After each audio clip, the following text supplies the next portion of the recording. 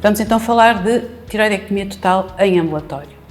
A cirurgia do ambulatório consiste na realização de intervenções cirúrgicas programadas, ou seja, não urgentes, nas quais os doentes se deslocam ao hospital no próprio dia da intervenção e têm alta algumas horas depois, sem necessidade de pernoitar no hospital.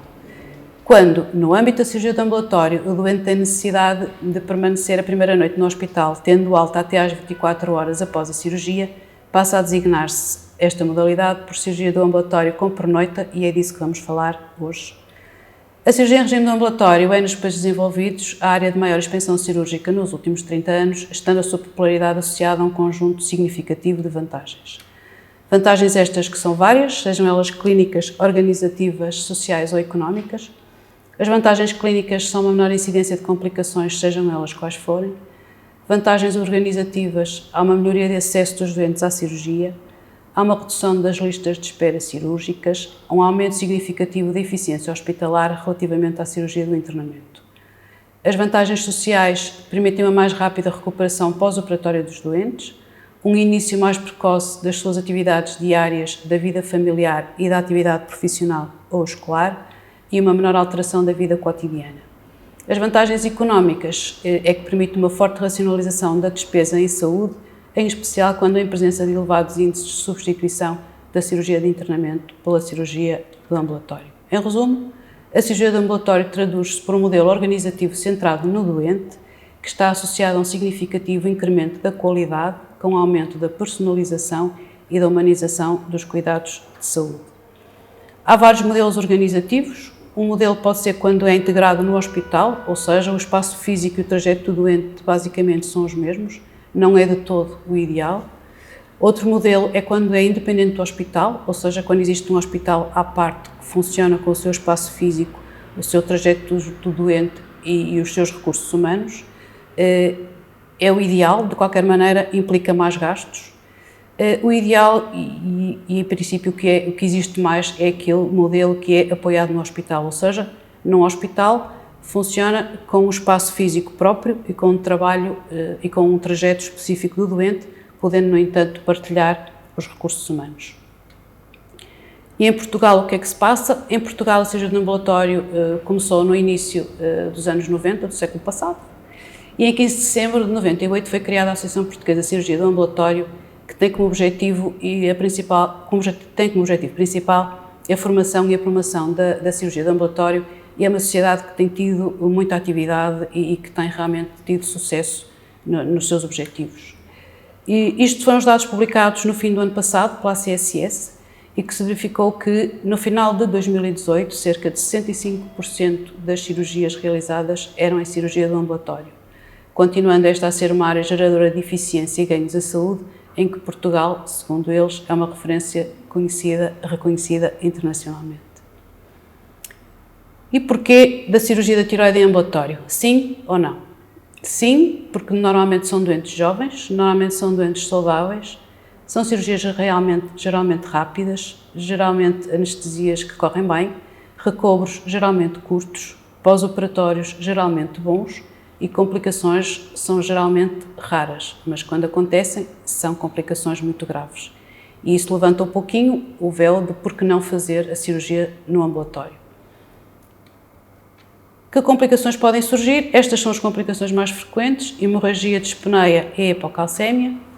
A hemorragia é uma das complicações que mais assusta o cirurgião. Há várias causas prováveis, seja a manobra de Valsalva, uma crise hipertensiva, tosse ou vômitos. De qualquer maneira, o grande período de risco é nas primeiras 24 horas. Como vemos aqui ao lado, só 10% das hemorragias ocorrem após as primeiras 24 horas. Outra complicação que assusta também é a dispneia, que pode ter duas causas principais, seja por edema laríngeo ou traqueal ou por lesão do nervo laríngeo inferior. Por edema laríngeo, normalmente resulta de uma cirurgia que foi trabalhosa e demorada. Pode ser por alterações da drenagem linfática, por agressão do tubo orotraqueal ou da máscara laríngea ou por reação anafilática. A lesão do nervo laríngeo inferior pode ser por corte, esmagamento, estiramento, escletização, desvascularização ou até por queimadura. Quando é unilateral, a generalidade das vezes é sintomática e o doente tem poucas queixas. Quando existem queixas é alguma disfonia, algum estridor, engasgamento ou aspiração, mas a generalidade das vezes é assintomática. Quando é bilateral, aí sim é mais grave e dá afonia, estridor, dispneia e asfixia, e a maior parte das vezes implica uma traqueostomia. As lesões das paratiroides são, entre todas estas, a complicação mais frequente. Pode existir por lesão direta das paratiroides, seja ela por remoção ou por desvascularização.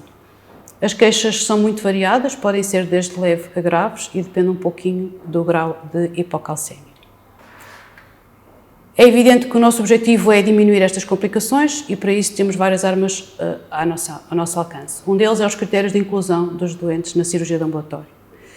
Temos critérios de inclusão que são gerais, que são comuns à generalidade das cirurgias, que são estes. Uma intervenção deverá durar menos de 120 minutos.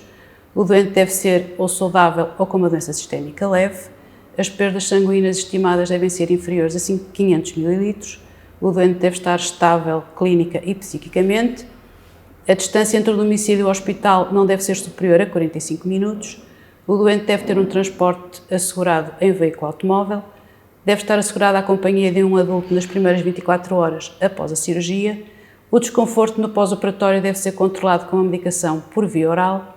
Deve haver um fácil acesso a um contacto urgente e o doente deverá ter condições logísticas adequadas no domicílio. Temos depois outros critérios específicos da cirurgia cervical ou da tiroidectomia e um deles é a seleção do doente. O doente deve ser selecionado em função do tamanho da tiroide, do tamanho do doente e do biótipo do doente. Isto é válido seja na hemitiroidectomia, seja na tiroidectomia total. A escolha do doente é um dos fatores mais importantes para que a cirurgia vá correr bem. Num lado temos um doente magrinho com um nódulo relativamente pequeno em que é linear a indicação para a cirurgia de ambulatório. Na outra extremidade temos um doente que pesa 100 kg com um nódulo de 4 cm, que é evidente que não tem indicação para a cirurgia de ambulatório. Depois aqui no meio temos um mar de doentes e habitualmente é a experiência do cirurgião que nos vai ajudar a decidir se realmente este é um doente para a cirurgia de ambulatório ou não. O pensamento básico deve ser, se à partida achamos que vai ser uma tiroidectomia que vai correr bem, será um doente que pode ser escolhido para ser feito em cirurgia de ambulatório. Se achamos que é uma tiroidectomia que vai ser demorada, que vai correr mal, que vai ter possa ter algum tipo de complicação, à partida não é um doente que possa ser selecionado para cirurgia do ambulatório. Realmente, a seleção do doente é, sem sombra de dúvida, um fator de sucesso da cirurgia do ambulatório. Além da seleção do doente, além da seleção relativamente ao tamanho do doente e da tiroide, o doente deve estar normotiroideu e não deve ser necessária a drenagem cirúrgica. Outro fator de sucesso, tão mais importante, é realmente a experiência da equipe cirúrgica. É a maneira também de evitar aquelas complicações todas que tanto nos assustam. Quanto mais experiência tiver uma equipe, melhor a cirurgia irá correr, menor será a probabilidade das coisas complicarem e mais fácil é fazer essa cirurgia em ambulatório. Quanto mais curta for a permanência do doente na unidade, maior deve ser a experiência do cirurgião. Os doentes são operados então em cirurgia de ambulatório, fazem o recobro na unidade e habitualmente têm direito a um doseamento de cálcio sérico no dia a seguir, antes da alta. Quais são os critérios da alta? Temos os específicos, ou seja, a estabilidade dos sinais vitais, a ausência de hemorragia cirúrgica, a ausência de sinais de hipocalcemia e sem queixas de dispneia ou disfagia, e temos todos os outros critérios gerais que são semelhantes a todas as outras cirurgias, seja uma dor controlável com medicação oral, tolera a alimentação, consiga deambular, tudo isso é comum às outras cirurgias. O doente tem então alta a fazer uma terapêutica de substituição com levotiroxina se foi submetido a uma tiroidectomia total, analgesia oral e cálcio oral numa dose também dependente e relacionada com o nível de cálcio obtido na análise que te faz antes da alta. Estes doentes habitualmente são observados 3 a 4 dias após a alta, com a nova avaliação do cálcio sérico para avaliar o grau de hipocalcemia e têm depois consulta ao fim de um mês.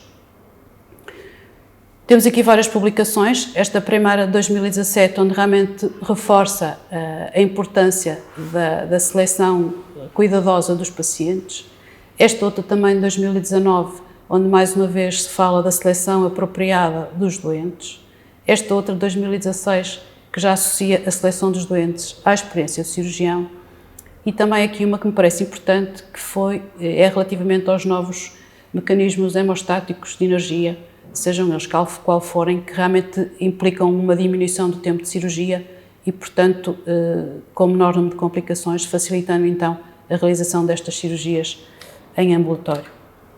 Este outro trabalho, publicado no final do ano passado, faz uma avaliação custo-benefício comparando a experiência do cirurgião. Cirurgiões de baixo volume, consideram como cirurgiões de baixo volume aqueles que fazem menos de 25 tiroidectomias por ano, consideram cirurgiões de elevado volume aqueles que fazem mais de 50 tiroidectomias por ano. Os cirurgiões de alto volume têm uma diminuição do custo da tiroidectomia de cerca de 45%, e isto porque diminuem as complicações das cirurgias. Ou seja, quando é realizada uma boa seleção de doentes pelo cirurgião, uma cuidadosa avaliação pelo anestesista e a escolha de uma técnica anestésica e cirúrgica adequada, a tiroidectomia total poderá ser realizada em regime de cirurgia do ambulatório com pernoita, com todas as vantagens inerentes à cirurgia do ambulatório. Muito obrigada.